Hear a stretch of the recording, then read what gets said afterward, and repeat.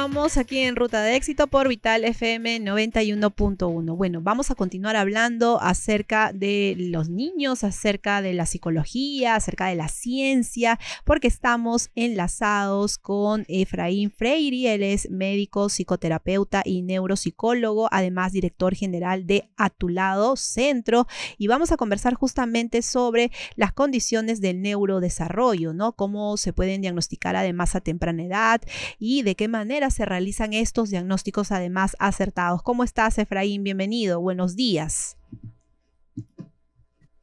Buenos días, Carla, encantado de estar en tu programa y sobre todo, bueno, para conversar o discutir este tema que considero que es muy importante, sobre todo para los padres que nos puedan estar escuchando, ¿no?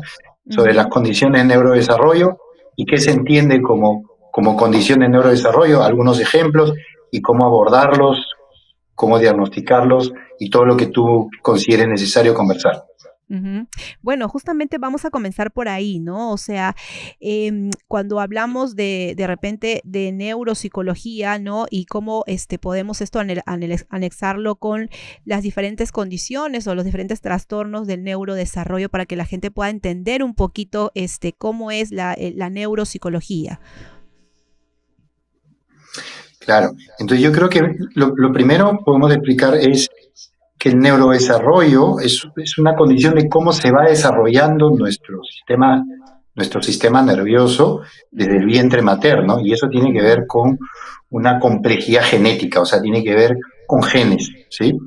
Entonces, cuando hablamos de condiciones de neurodesarrollo, son condiciones que ya han sido estudiadas, investigadas y también ahora ya diagnosticadas y que muchos de nuestros oyentes pueden haber escuchado, ¿no? Por ejemplo, el espectro del autismo o el TEA, ¿sí? Esa es una de las principales porque alberga la mayor cantidad de genes. Otra condición bastante común es el TDAH o el trastorno de déficit de atención con hiperactividad, ¿sí? Es otra condición de neurodesarrollo que van en un 30-40% ligadas al autismo. O sea, que quiere decir que una persona TDAH o una persona autista puede tener las dos cosas, ¿sí?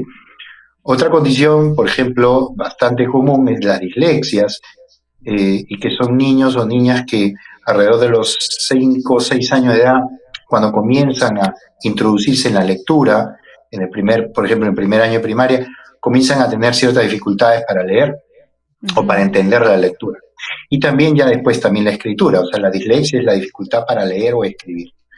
Las discalculias, que también son condiciones de neurodesarrollo, son aquellos chicos que tienen o han tenido siempre dificultades para las matemáticas, para entender los números, para contar, desde muy pequeños, y luego de repente desaprobaban los cursos o repetían de año, de repente solamente por un tema de matemáticas. Y eso hoy se considera una condición también llamada discalculia. Ahora, ¿por qué te digo esto? Porque todas estas condiciones, que podría enumerar algunas otras, tienen que ver con la neuropsicología, o sea, la especialidad. En mi caso, yo soy médico neuropsicólogo, y me aboco a recibir este tipo de casos para evaluación a través de evaluaciones neuropsicológicas, ¿no? La neuropsicología es una ciencia que comparte conocimientos psicológicos y conocimientos médicos del lado de la neurología. Pero básicamente lo que hacemos son evaluaciones para luego después también abordar al paciente desde la neurorehabilitación, o sea, dentro del tratamiento, la terapia relacionada a la evaluación que se pudo haber hecho desde un inicio. Ahora, es importante cuando hablamos de estas condiciones, ¿verdad? Como el TDA, el TDAH que nos has mencionado, el autismo, la dislexia, la discalculia, y como tú dices, de repente podríamos continuar en la lista, que a veces se desconocen, ¿no? A veces creemos que de repente un niño no avanza en cierta área porque de repente es flojo, porque de repente no le estamos haciendo la práctica necesaria, porque de repente no ve bien la pizarra, lo llevamos al oftalmólogo, ¿no?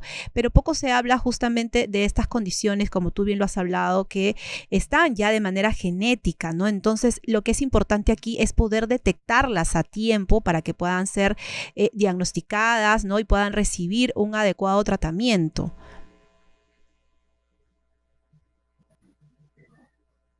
Correcto, y tú lo has dicho, Carla.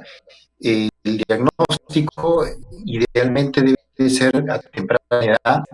Por ejemplo, en el espectro del autismo, Ya a partir de los 2 años, 3 años, ya se puede hacer un diagnóstico. En el caso del TDAH, podemos hacer una sospecha, porque hay unas pruebas neuropsicológicas que se pueden hacer a temprana edad, pero la confirmación ya se da a partir de los 7 años de vida del niño. Eh, las dislexias se comienzan a ver ya cuando el niño Efraín, comienza a introducirse Efraín, en la primaria, que es cuando sí, comienzan a exigirle Efraín, la lectura, y puedes ahí es darme, cuando la mamá tiene que estar atenta a las dificultades, sí, porque Efraín, muchas puedes veces darme un minuto, por una de las favor. Estamos condiciones que un teniendo niño le un vaya mal problema en en la las notas conexión. es precisamente, por ejemplo, esto. Efraín, ¿puedes darme por favor un minuto? Estamos teniendo un problema con la conexión, estamos escuchándote pero bastante entrecortado. Entonces, vamos compañeros a solucionarlo. Vamos rapidito a una pausa comercial, ¿sí? Y regresamos para poder darle una solución pronta, porque estamos teniendo problemas con la comunicación. Vamos a la pausa y regresamos.